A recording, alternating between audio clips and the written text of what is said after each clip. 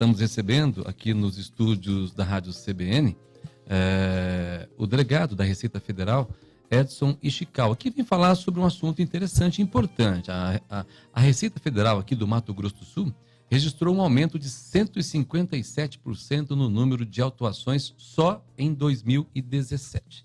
Em primeiro lugar, nós queremos agradecer a gentileza do senhor de aceitar o convite, vir falar com a CBN. Bom dia.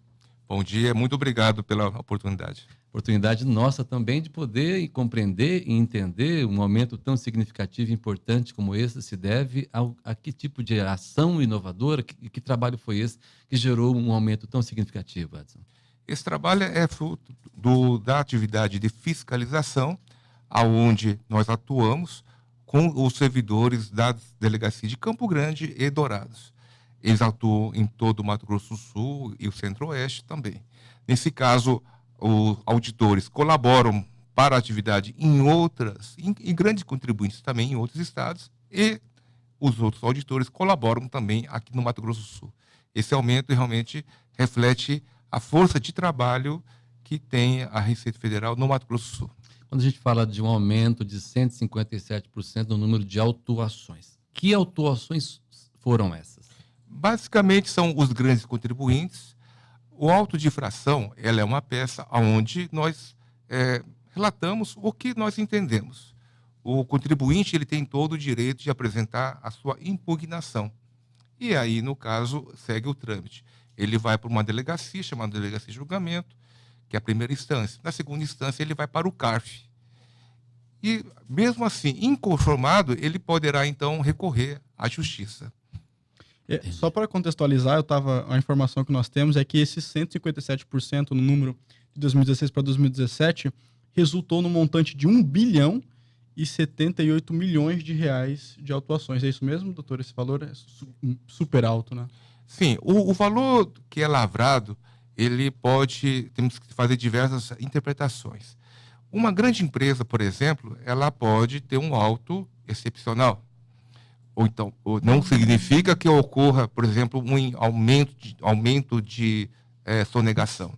Então, tem diversos motivos. Agora, vamos olhar pelo resultado final, a arrecadação. No Mato Grosso do Sul, o ano passado, no setor de agronegócio, por exemplo, houve um crescimento aí de 8%, 8,5%. A nossa arrecadação teve esse crescimento, acompanhou, ou seja, é o valor efetivamente no Mato Grosso do Sul que entrou para o Tesouro. 8,5%, que é um número mais razoável e muito acima da média nacional. Doutor, outra questão interessante que a gente aproveita, né, porque começou hoje a possibilidade dos contribuintes começarem a enviar para a Receita Federal suas informações para a declaração de imposto de renda da pessoa física, né? Eu queria que o doutor explicasse como é que funciona, qual é o programa, quais são as possibilidades da pessoa acessar e começar a transmitir essas informações, que começam a valer a declaração a partir do dia 1º de março, é isso, né? Exato. A partir do dia 1º de março, ele poderá, então, fazer a transmissão. E o prazo final, não esquecer, o último dia de abril, dia 30 de abril, às 23 horas, 59 minutos, 59 segundos. Não recomendamos deixar realmente para o último momento, realmente esse prazo fica apertado, né? Por diversos motivos. Que seja uma falta de energia, a falta de internet, pane no computador. Então, realmente, nesse período, é interessante, quer dizer, antes do prazo final, que ele faça a transmissão. E qual é a vantagem dele transmitir antes? São diversos. Primeiro, que ele vai entrar numa fila de prioridade para receber restituição, eventual restituição. Segundo, que ele pode rever antes do prazo final a sua declaração deste ano e dos últimos 5 anos, evitando que a Receita Federal encaminhe uma intimação ou uma notificação de lançamento, ou seja, um imposto a pagar. É o momento apropriado para rever pessoalmente ou através de um contador, através de um advogado, um profissional que entenda dessas normas e rever não só desse ano, como também dos últimos 5 anos, desde que a Receita não tenha encaminhado nenhuma intimação. Só reforçando, é de 1º de março até? 1º de março até 30 de abril é o prazo para a transmissão. Hoje, o contribuinte ele poderá acessar, fazer o download do programa no computador e poderá verificar algumas novidades. São layouts onde há um histórico, pelo histórico das declarações anteriores, ele vai ter alguns atalhos. E então, não havendo muita mudança, isso irá facilitar esse preenchimento. Essa é uma das formas que ele pode preencher.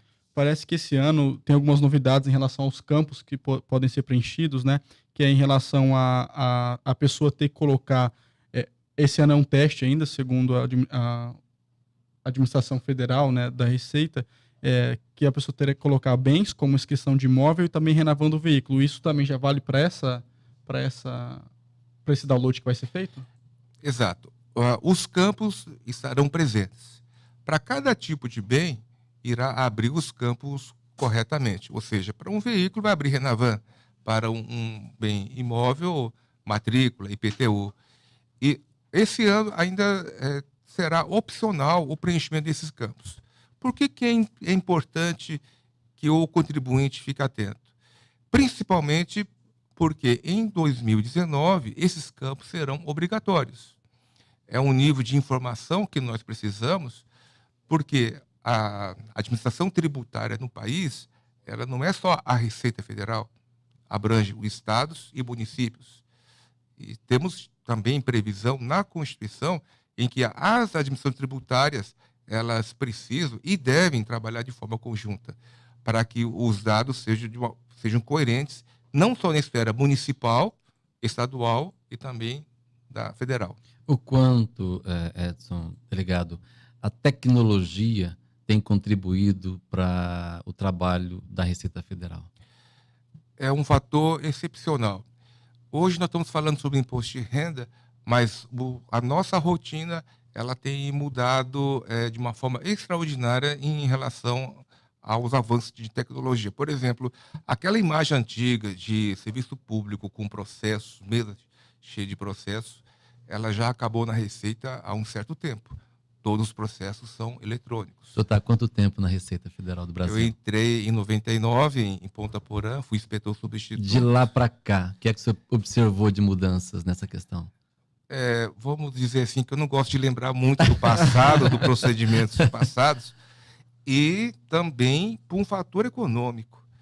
Vamos imaginar que eu tivesse que encaminhar um processo de Campo Grande para Brasília. Teria que fazer um despacho, encaminhar para um setor de malote, queria escrever numa relação de remessa, que ia mandar pelo correio. Fazia aniversário quase. O mesmo procedimento ocorria lá e aí voltaria depois de 30 dias. Nossa. Hoje, eu consigo movimentar o processo, se eu quiser, 10 vezes por dia, e com um espaço relativamente curto. Então, a tecnologia ela tem avançado, inclusive para os contribuintes. Hoje, por exemplo, quem vai pedir isenção de IPI para o veículo, pessoas com deficiência ou taxista. Os procedimentos em média estão demorando 3 dias. Antes eram 3 meses. A tecnologia me chamou a atenção. Recentemente eu vi uma reportagem que um departamento específico da Receita Federal avaliava alguns contribuintes nas suas redes sociais. O camarada estava viajando, ostentando, mas a declaração era ínfima. Enfim, a tecnologia é serviço do país, né? Exato. Qual a expectativa de declarações aqui no estado para esse ano? O ano passado foram 393, um acréscimo um pouco acima da média, né? Seria em torno de 405, 410 mil contribuintes. Sempre lembrando que essa expectativa um pouco a maior é em função do próprio crescimento um pouco diferenciado aqui no Mato Grosso do Sul. Não teve atualização da tabela do governo federal em relação ao imposto de renda? Aos valores, não, desde 2015. Quem define, na verdade, é lei. Sim, né? sim. Então, no caso, as instruções normativas da Receita, elas seguem o que está prescrito na lei. 10 horas e 24 minutos. A gente agradece imensamente a sua gentileza de vir falar com a CBN. Muito obrigado e que faça uma boa declaração. Sempre. Nós conversamos com o